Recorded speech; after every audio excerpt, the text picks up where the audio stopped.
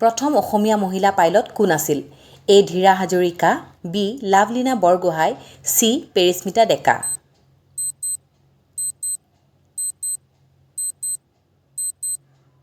শুদ্ধ উত্তৰটো হৈছে এ. ধীৰা হাজৰিকা। অসম দিৱস কোন তাৰিখে পালন কৰা হয়? এ. 12 ডিচেম্বৰ, বি. 2 ডিচেম্বৰ, চি. 3 জানুৱাৰী।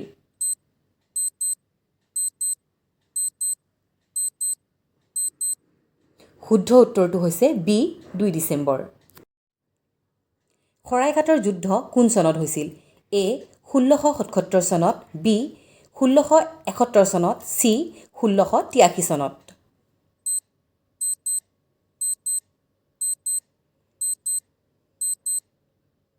শুদ্ধ উত্তৰটো হৈছে বি. 1671 চনত। অসমৰ ৰাজধানী দিছপুৰ হোৱাৰ পূৰ্বে অসমৰ ৰাজধানী ক'ত আছিল? এ. শ্বিলং, বি. শিলচৰ, চি. তেজপুৰ।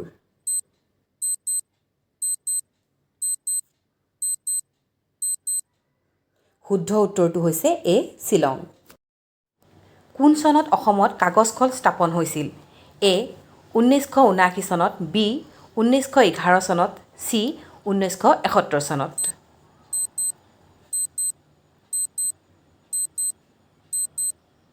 শুদ্ধ উত্তৰটো হৈছে চি. 1971 চনত। অসমত মৰাপাট কাৰখানা ক'ত আছে? এ. শিলঘাট নগাঁও, বি. ধুবুৰী, চি. বঙাইগাঁও।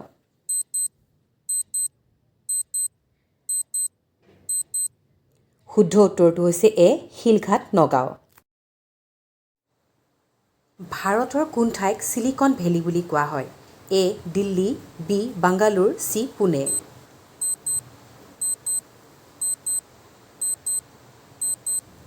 শুদ্ধ উত্তৰটো হৈছে বি. বাংগালোৰ।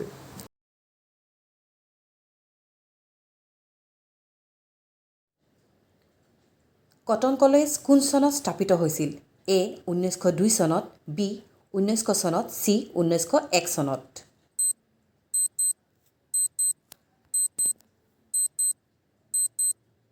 শুদ্ধ উত্তৰটো হৈছে চি. 1901 চনত।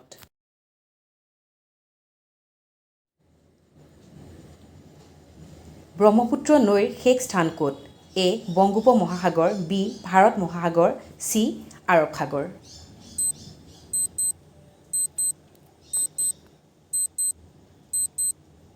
শুদ্ধ উত্তৰটো হৈছে এ. বংগোপমহাসাগৰ। অসমত কেইটা বিমানবন্দৰ আছে? এ. 3টা, বি. 5টা, চি. 6টা।